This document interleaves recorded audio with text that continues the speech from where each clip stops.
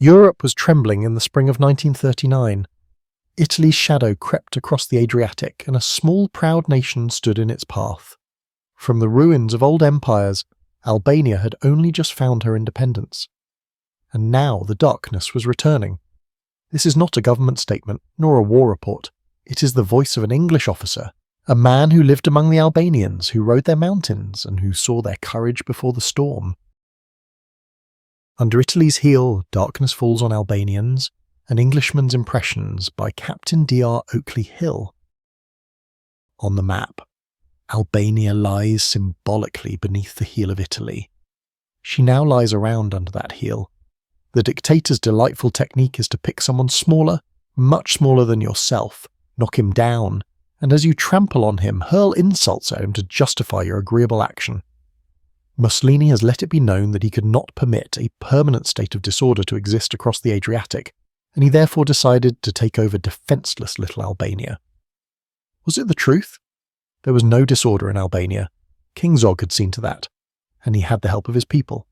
Contrary to the general belief, the Albanians are a peace-loving and most tractable people, until you wound their honour or their freedom. Then they can become ferocious, but all they want is to be left alone, to live their own lives, and work out their own destiny. I was talking to an Albanian friend the day before Italy's invasion. We knew it was coming, though we could not force the event. Thousands of us would not yield, he said, but Zog would yield, and so we are betrayed. He stopped. We must fight and die, he said, so that the world knows of it if made order. That was his faith.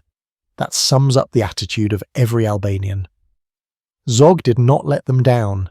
He stood by, soldierly. I have always admired him since I was first presented to him in the summer pavilion on Durazzo's beach 10 years ago. Tall and upright, with a broad forehead and deep-thinking eyes, he looks a soldier and a statesman. Since then I have met him countless times. I used to accompany my chief, Major General Sir Jocelyn Percy, as his staff officer and interpreter, on his regular visits to the king to discuss gendarmerie matters, and during those years my respect for him steadily grew. He is a man of great dignity who said, long ago, that there would be no real peace in Europe until England had peace too. Captain Dr. Oakley Hill is an English officer who for over 9 years was Lieutenant Colonel and Inspector of Gendarmerie in Albania. He was Staff Officer to Major General Sir Jocelyn Percy, British Organiser and Inspector General of Albanian Gendarmerie, and acted as interpreter between the Chief and King Zog. Captain Oakley Hill left Albania last autumn after Mussolini put pressure on the king to dismiss the British officers. When he first came to the top, the end of 1924, Zog saw that the state of unrest left by the war must be ended, as only in an atmosphere of law and order could Albania's newfound independence be developed. It must be remembered that this independence was not won till 1912, after 400 years of Turkish domination, and it was only in 1920, after the country had cleared out the foreign troops, that the Albanians were able to set to work in earnest as a free people. So King Zog, then president, brought in British officers to organise his gendarmerie. Later General Percy took over, and I was one of a group who joined him in 1923. We found the material excellent, and in General Percy's hands it grew into a fine force. It was also a fine story. Straightforward British methods of administration and justice created an atmosphere and confidence in which the men felt secure. The gendarmes became a team and worked happily together. Brigandage soon disappeared from the mountains, the blood feud began to lose ground, because those who obeyed the law and those that clung on to tradition were equals and treated as ordinary murderers. In this soil, the tree of civilization began to grow and spread its branches. Tourist trade law, banks, schools, art, sport, the press, all flourished as in other civilized countries. Tourists began to arrive and went away enraptured by the wild loveliness of its mountains. The Albanians founded a touring club, I was on the council, and we worked to draw tourists to see Europe's latest beauty spot. They came first in hundreds and then in thousands. It was fascinating to be there and watch the growth of the young state. Everywhere, in the markets and the little town cafes, people talked together in their eager, adaptable half-Italian way. We British officers were stationed in various places, Shkodra, Korça, Elbasan, Durrës, Florë. I was most of the time at Tirana with my chief. We used to make frequent tours of inspection, visiting the little Gendarmerie posts scattered all over the land, a land consisting mostly of mountains. We would hire 2 or 3 pack ponies, take our orderly, and set out. There is hardly a yard of the country that has not some memory of our camp, but sometimes we would meet hospitality and stay in a private house. Lavish hospitality. That way we realise the meaning of Albanian hospitality. The people in the mountains are dreadfully poor, except the few local chieftains, but all are friendly, charming and hospitable. Everything they have is at their guests' disposal.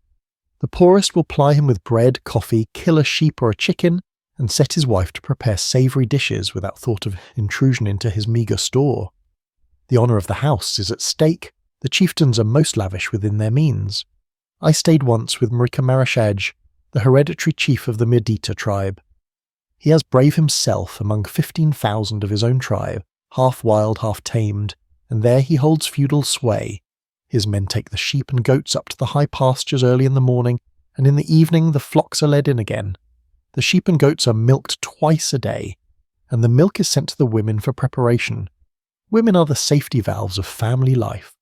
They are busy in the house preparing the cheese and Kos yogurt, which, with maize bread, are the chief food of this mountain land. Inside we sit round the great hearth with the chieftain, talk and drink little glasses of raki, the home-brewed spirit, while outside the night silence is broken only by the barking of the sheepdogs or a sudden shot fired by the watchman at lurking wolves. All along the mountainsides are dotted the little houses of the Highlanders. Every man, according to his light, is a master, and works his little patch of land. There is some pride in their family name and country blood, kept clean and clear by traditions of bravery handed down from old times. These proud, free and defiant sons of the past are among the salt of the earth. Spirit still lives. King Zog knows now that he was wrong to put his trust in Mussolini, but history and the blood of those born of the eternal Albanian hills are stronger.